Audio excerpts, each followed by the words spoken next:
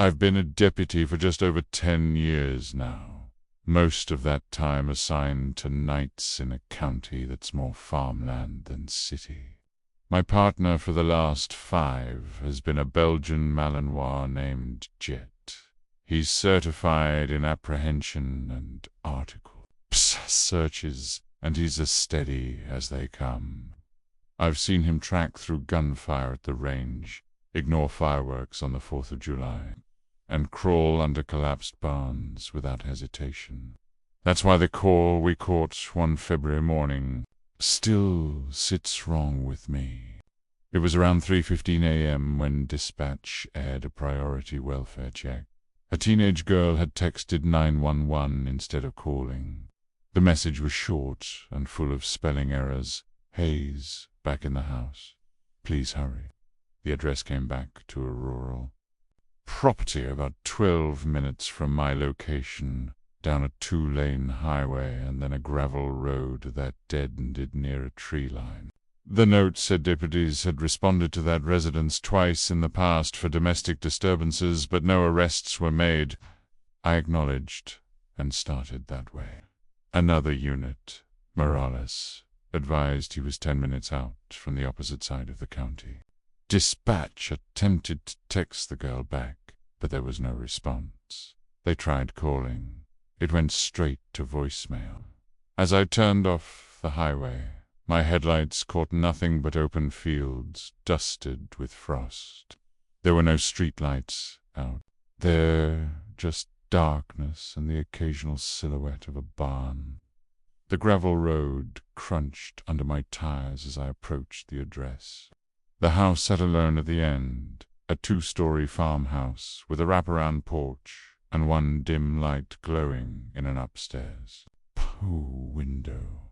I parked a little ways back and killed my headlights. The place looked quiet, almost peaceful. No vehicles in the driveway except an older pickup registered to the homeowner, a man in his mid-40s. I didn't see any obvious signs of forced entry or a disturbance outside. Still, that single light upstairs bothered me. I took Jet out and clipped him to a short lead. He was alert but not agitated, ears up, scanning. I radioed that I was on scene and would be making contact. I knocked hard on the front door and announced sheriff's office. No answer. I knocked again, louder. The sound echoed across the fields. After a few seconds, I heard movement inside. Slow footsteps crossing hardwood. The porch light flicked on, and the door opened halfway. A man stood there in a white t-shirt and jeans.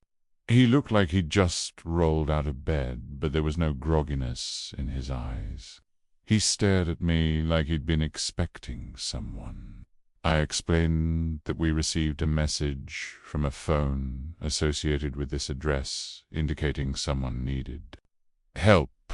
He frowned and shook his head, said there must be some mistake, claimed his daughter was staying with her mother that week, said he lived alone.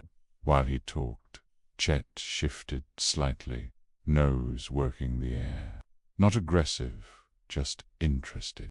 I asked the man if anyone else was inside. He hesitated half a beat before answering no. That hesitation was small, but it was there. I told him we needed to step inside to make sure everyone was safe.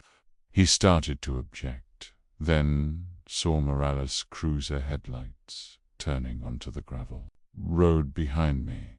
His shoulders dropped. He stepped back and opened the door wider.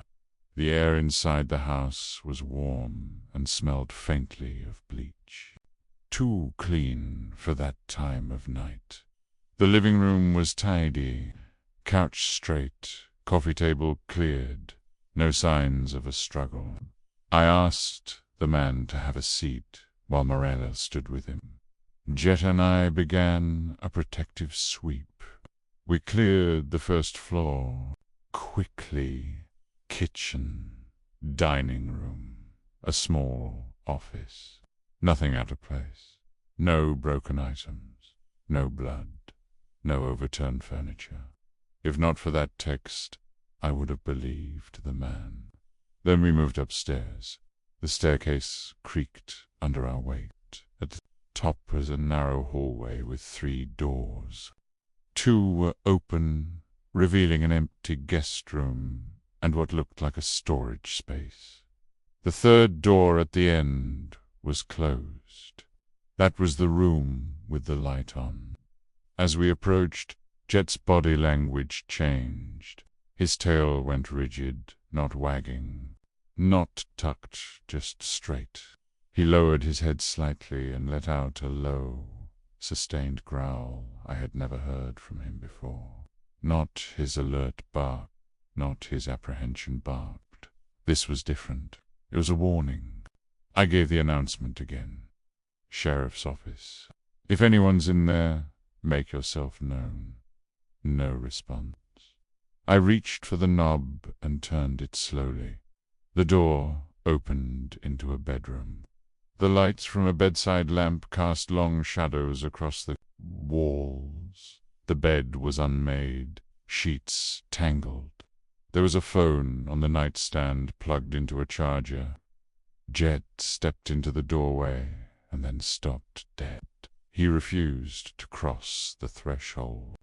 He wasn't looking under the bed or into the closet. He was staring at the far corner of the room, near a tall wardrobe. I scanned the corner. It looked empty at first glance. Just a wardrobe and a laundry basket beside it. Jet's growl deepened. I moved in, weapon low but ready. I checked the closet first. Empty. I checked under the bed. Clear. The bathroom attached to the room was also empty. Still, Jet would not come in. Then I noticed something off about the wardrobe. It was slightly angled away from the wall, just enough to create a narrow gap behind it, maybe 6 inches wide, too small for an adult to stand comfortably, but enough to hide if they pressed themselves flat. I ordered whoever was behind it to come out. Silence. Morels came up behind me and asked what I had. I pointed to the wardrobe. Together, we grabbed either side and pulled. It scraped loudly across the hardwood. Behind it, crammed into that narrow space, was a teenage girl. Barefoot, face streaked with tears. A strip of duct tape hung from one wrist where it had been partially removed. Her eyes were wide, but she didn't scream. She just stared at us like she wasn't sure we were real. Jet's growl stopped instantly. He shifted to a softer posture, ears relaxing. I holstered my weapon and crouched down, telling her she was safe. She was shaking so hard she could barely stand. She said her father had taken her phone earlier, but she'd found an old one in a drawer and texted 911 when he went downstairs. She hid when she heard us knock because he told her if she made a sound, things would get worse. We escorted her downstairs while Morales detained the father. His calm demeanor was gone. He was pale, jaw clenched, eyes fixed on the floor. Lighter detectives would uncover more than I can go into here. What I can say is that the bleach smell wasn't from cleaning up a spill, and that wardrobe had been moved many times before. There were scuff marks on the floor to prove it. The part that stays with me isn't the arrest or the paperwork or even the charges that followed. It's the way Jet reacted at that doorway. He knew someone was there long before I saw that gap behind the wardrobe. But it wasn't just detection. It was the intensity of it, like he understood the fear in that room. After we cleared the scene and EMS checked the girl, I took Jet back to the cruiser. He jumped into his crate and curled up, letting out a long breath. I sat there for a minute with the engine off, listening to the wind move across the fields. I've worked plenty of bad calls in 10 years. Fights, crashes, overdoses, things that don't leave you. But every once in a while, there's a night where one small detail makes all the difference. A text instead of a call. A dog that won't cross a doorway. A piece of furniture just slightly out of place. People think rural counties are quiet, that nothing truly dark happens out past the street lights. Most nights, they're right. Most nights are routine. But sometimes, behind a closed door, at the end of a gravel road, something is waiting. And sometimes, the only reason you find it is because a good dog refuses to step aside.